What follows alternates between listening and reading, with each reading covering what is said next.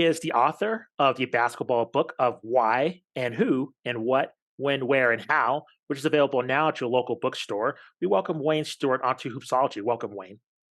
Hey, thanks. Good to be with you guys. Good for you to come onto the show. Matt and I are really passionate about the sport of basketball, and this book is right up our alley. So let's not waste any time and hop into it.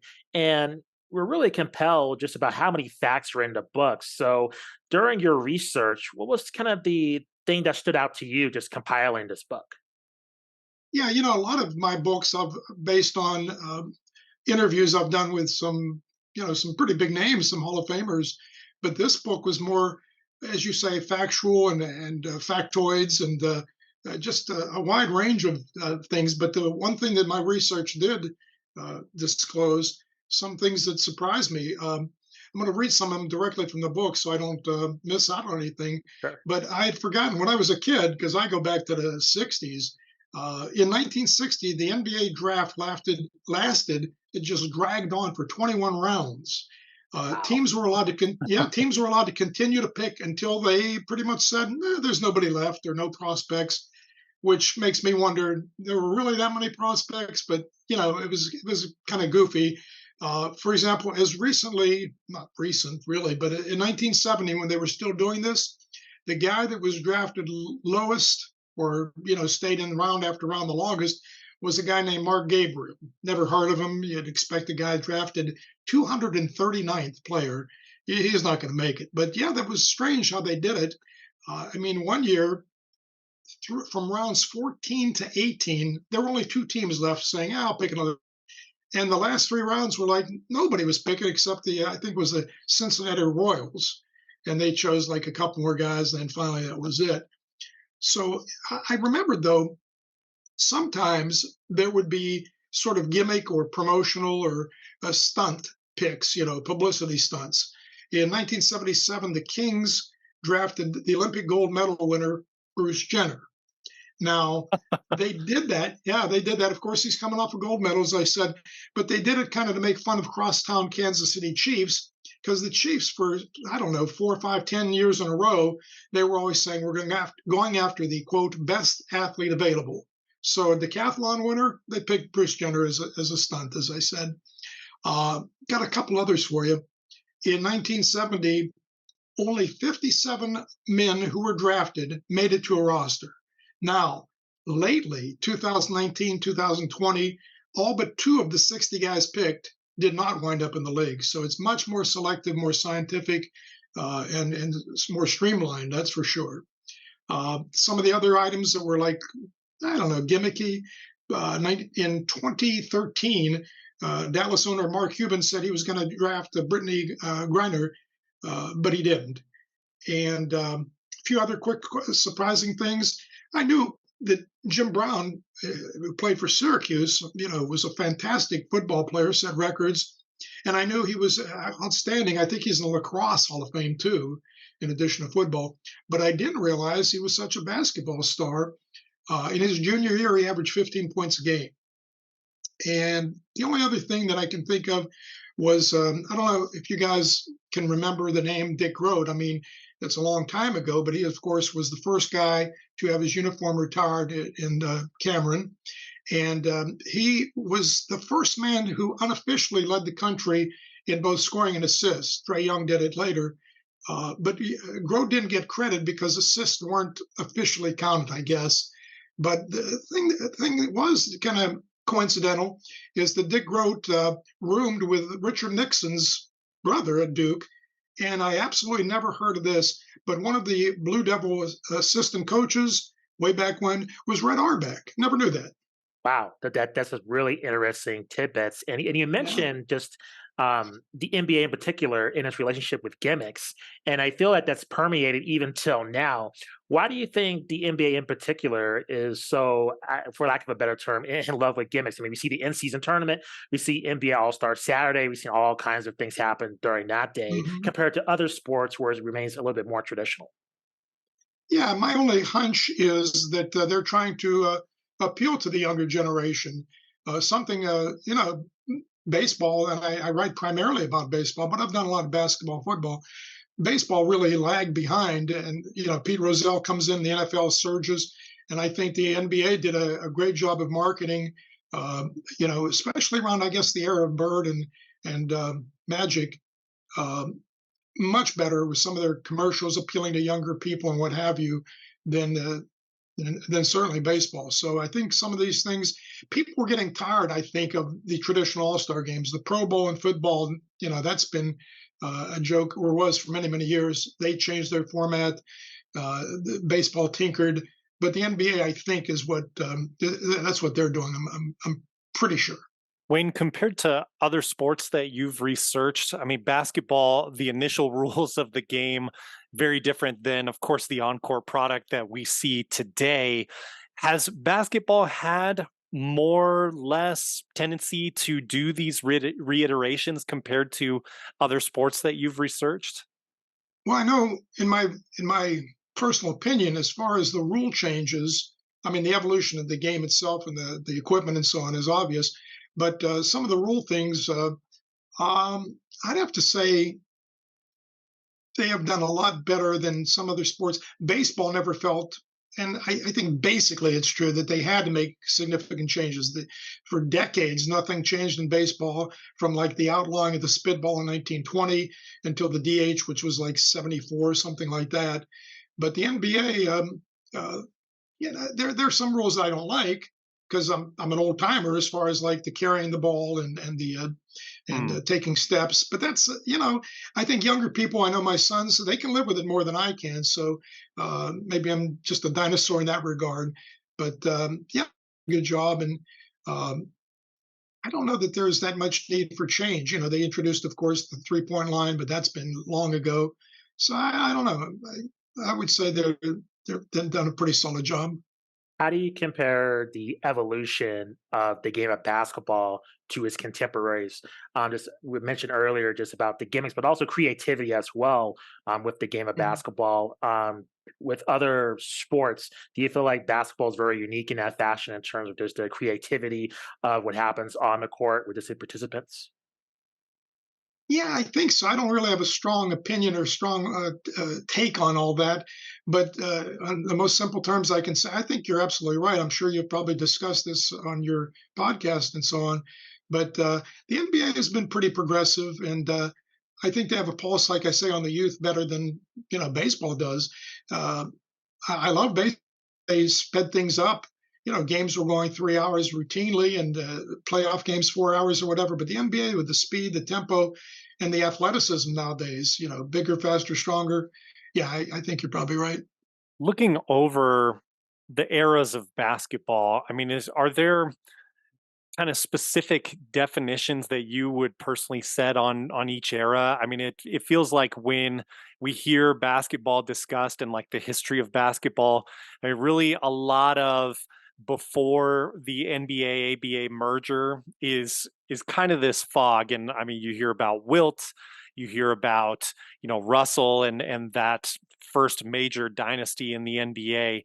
But are there like specific eras and specific moments, I guess, where you would categorize those eras?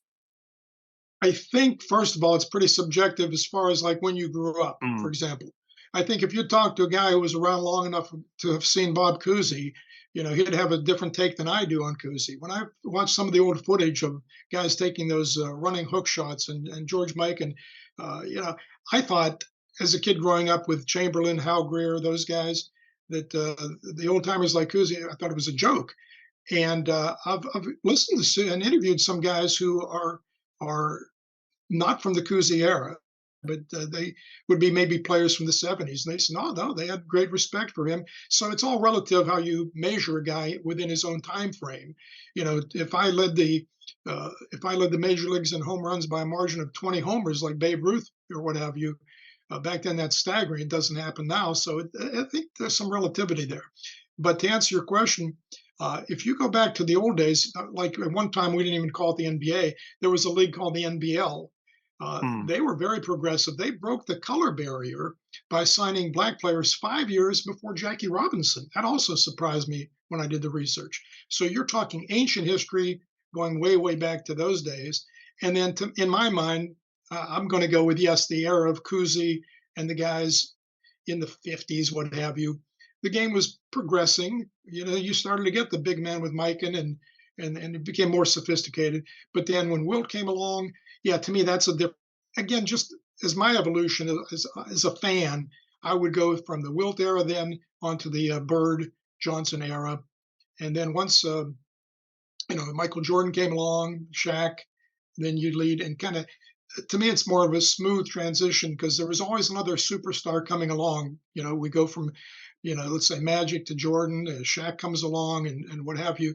And then, gee whiz, nowadays, LeBron, I mean, he's ancient. Youngsters that are going to take his place. So, yeah, it's interesting the transition.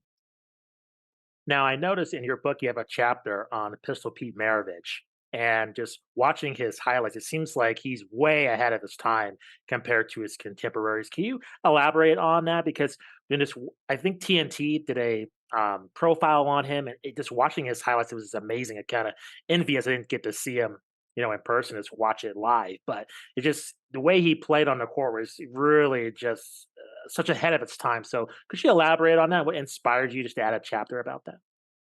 Well, I didn't really set out to do an entire chapter on the guy, but the more research you do, you're thinking he deserves a lot more ink than I originally thought.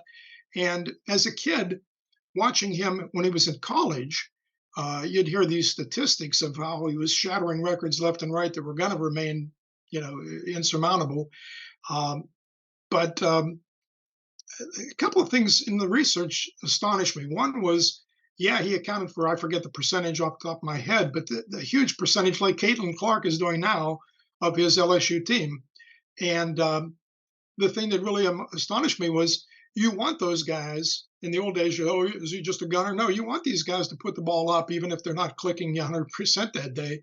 But there was one year, I can't remember exactly, but I think if you take his and made field goals away from the team, the rest of the team actually I thought shot a little better. Now I'd have to look it up in the book again, but it was something along those lines, which just staggered me. But yet, do you want the ball in his hands? Yeah, playmaking, shooting, and he was just superlative. I guess, I kind of lost track of him in the NBA a little bit because I didn't realize just how great he was or appreciate how great he was after he left college. I mean, I still enjoyed him and so on, but he was buried with the Jazz for a while. And then I guess, bottom line is he deserves the chapter. And I think if he was on the list of the all time top 50 players when they went with that team. And yeah, he was something else ahead of the game, like you say, leaving guys in his dust. Wayne, I have kind of I don't know, I guess a theoretical question for you since you've looked at all these eras and done this research. You mentioned baseball, and there's heavy importance on statistics, analytics, and legacies are built on those totals, like the home run king, who's the home run king, all these great milestones that these players achieve. With the NBA, do you see, with the trend now being, in this fast-paced three-point era, are statistics kind of skewed? Like, just as an example, I know Justin and I were kind of raised on 90s basketball. And back then, it was pretty rare for players to score 30 points in a game, or certainly for like consecutive games, and then looking at like 40, 50-point games, almost unheard of. Maybe would happen Mhm. once or twice a season, especially in that 50-point range.